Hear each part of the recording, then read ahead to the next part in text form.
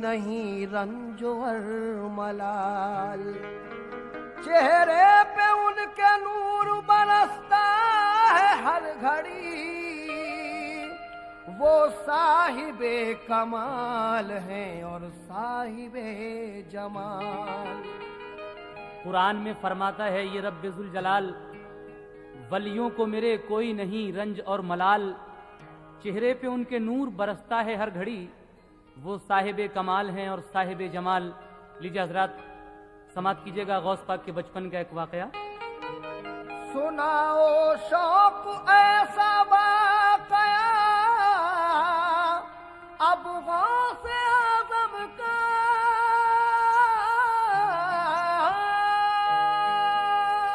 सुनाओ शौक ऐसा वाकया अब गौसे आज़म का।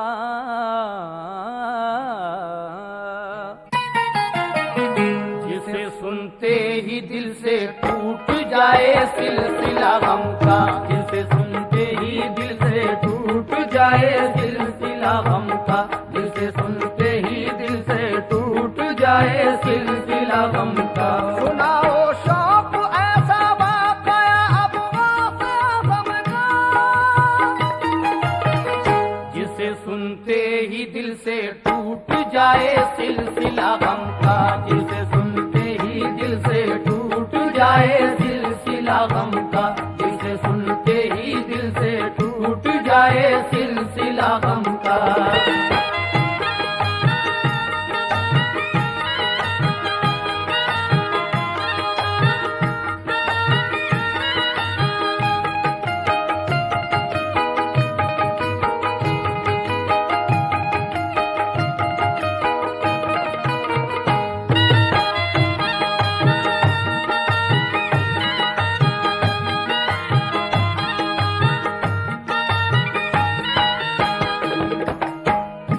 है लिखी हुई सच्ची हिकायत गौसे आज़म की, के बचपन में भी थी शाने विलायत गौसे आज़म की। अभी कम सिन थे हजरत यानी बचपन का जमाना था, मगर सबसे जुदा कौलो अमल दानिशवराना था। खुदाओ मुस्तफा का जिक्र अपनी माँ से सुनते थे, अकीदत से वो रब की रहमतों के फूल चुनते थे। हिदायत हम सिनों को देते थे वो दीनों ईमा की, सुनाया करते थे बाशौक वो तफसीर कुरान की। गुजरते थे वो दिन गलियों से वो पुरनूर होती थी, निगाहें देख कर सबकी उन्हें मसरूर होती थी। वो थे लख्ते जिगर माँ फातिमा स्वालेह के प्यारे थे, हकीकत ये है वो हर एक की आंखों के तारे थे। बढ़ा जब शौक पढ़ने का तो एक दिन माँ से ये बोले, अदब से और बड़ी हसरत से लब यूं आपने खोले, अदब से और बड़ी हसरत से लब यूं आपने खोले, अदब से और बड़ी हसरत से लब यूं आपने खोले। तमन्ना दिल में है तालीम को आगे बढ़ाने की, इजाजत दीजिए अम्मी हमें बगदाद जाने की, इजाजत दीजिए अम्मी हमें बगदाद जाने की, इजाजत दीजिए अम्मी हमें बगदाद जाने की।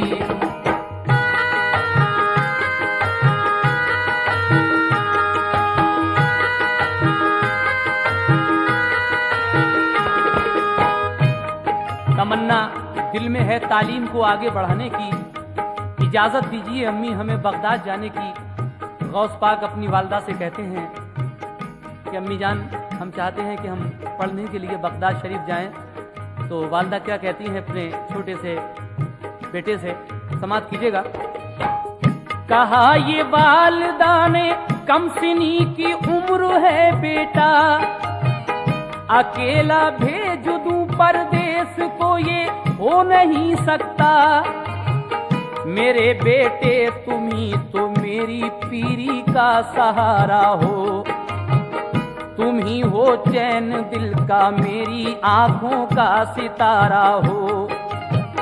सुकूने जिंदगी माँ के लिए जिसका नजारा हो, जुदाई ऐसे बेटे की भला कैसे गवारा हो। ये सुनकर गौस बोले आप ये एहसान फरमाएं, हमें बगदाद जाने दें, परेशान हो ना घबराएं। हमें बगदाद जाने दें, परेशान हो ना घबराएं। हमें बगदाद जाने दें, परेशान हो ना घबराएं। सुकूने जिंदगी सबके खुदा के हाथ है अम्मी। अकेला क्यों समझती हो, खुदा भी साथ है अम्मी। अकेला क्यों समझती हो, खुदा भी साथ है अम्मी। अकेला क्यों समझती हो, खुदा भी साथ है अम्मी।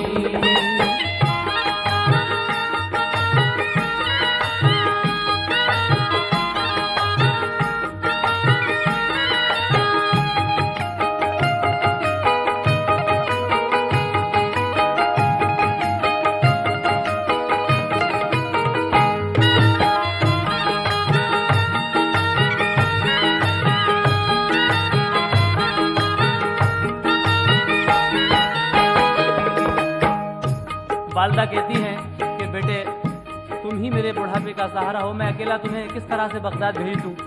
तो गौस पाक कहते हैं कि हम अकेले कब हैं, हमारे साथ खुदा है। आगे क्या होता है समाप्त कीजिएगा। हदीसे पाक है फरमाया है सरकारे आलम ने, हदीसे पाक है फरमाया सरकारे दो आलम ने। मिले जो इल्म की दौलत तो जाओ चीन तक पढ़ने, मुहाफिज है खुदा अम्मी इजाजत दीजिए हमको। न आने दो जरा भी अपने दिल में रंज और गम को। ये सुनकर वालदा ने आपको सीने से चिपकाया, फिर अपने लाडले से चश्म नम होकर ये फरमाया। इजाजत है तुम्हें बगदाद जाओ इल्म की खातिर, सुपुर्दे रब किया तुमको वही हाफिज है और नासिर। सुपुर्दे रब किया तुमको वही हाफिज है और नासिर। सुपुर्दे रब किया तुमको वही हाफिज और नासिर। मेरे बेटा हमेशा रास्ते की राह पे रहना, कभी अपनी जुबां से बात कोई झूठ मत कहना, कभी अपनी जुबां से बात कोई झूठ मत कहना। कभी अपनी जुबां से बात कोई झूठ मत कहना।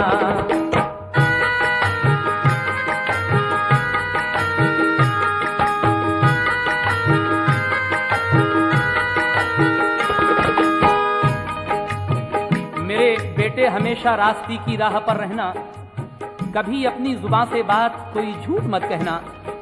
गौस पाक की वालदा ये नसीहत करके अपने बेटे को भेजती हैं कि देखो बेटा कभी कितनी भी मुश्किल आ जाए लेकिन झूठ मत बोलना। आगे क्या होता है।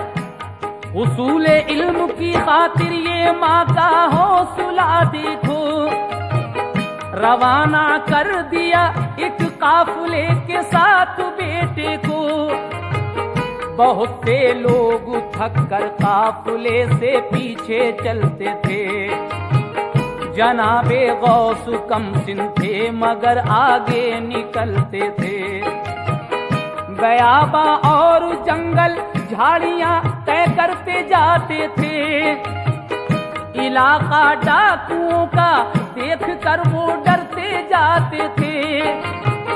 थके हारे चले जाते थे सारे काफिले वाले, अटे थे गर्द में चेहरे पड़े थे पाँव में छाले। गुबार उड़ता नजर आया अकब से एक टीले के, वहां रहते थे डाकू मुद्दतों से एक कबीले के, जो देखी गर्द उड़ती डर गए सब काफिले वाले। अगर डाकू हुए थे अब पड़ेंगे जान के लाले, अगर डाकू हुए तो अब पड़ेंगे जान के लाले, अगर डाकू हुए तो अब पड़ेंगे जान के लाले। जो थे कमजोर दिल के उनके तो आंसू निकल आए। अचानक नंगी तलवारें लिए डाकू निकल आए, अचानक नंगी तलवारें लिए डाकू निकल आए, अचानक नंगी तलवारें लिए डाकू निकल आए।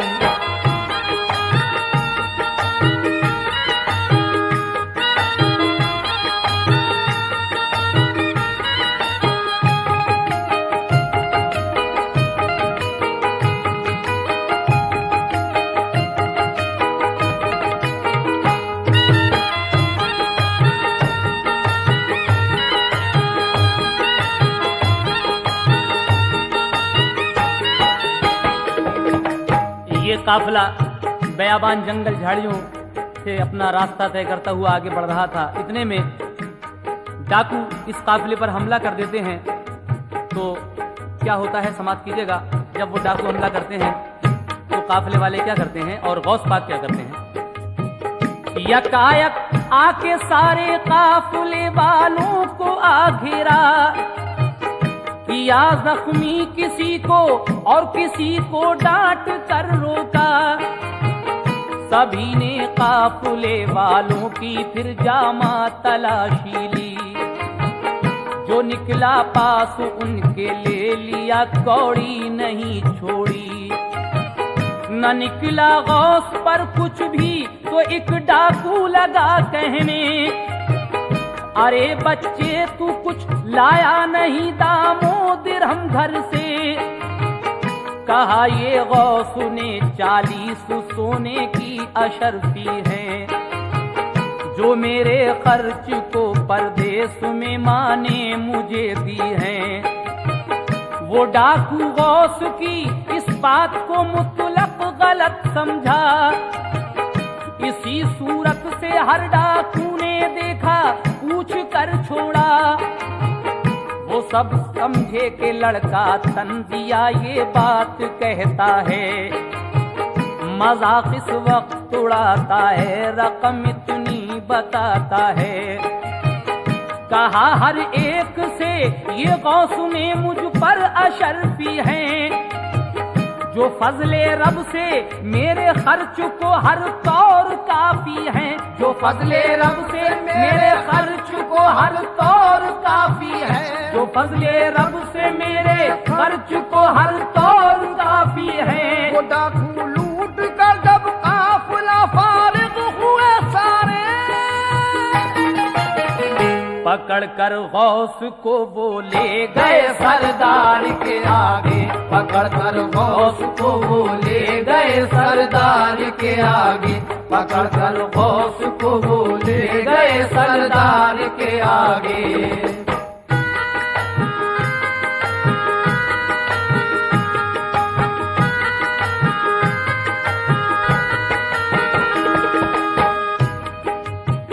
डाकू बारी बारी से हुजूर गौसुल आजम दस्तगीर के पास आते हैं, पूछते हैं तेरे पास भी कुछ है।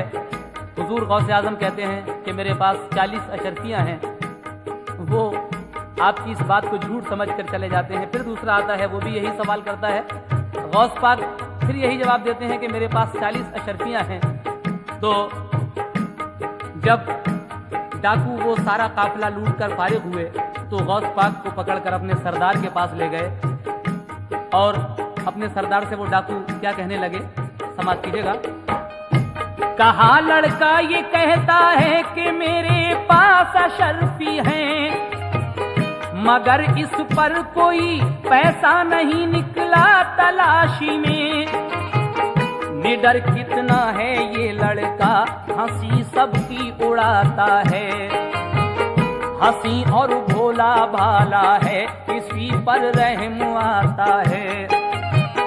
कहा सरदार ने सच सच बता क्या पास है तेरे, कहा ये गौस ने 40 अशरफी पास है मेरे।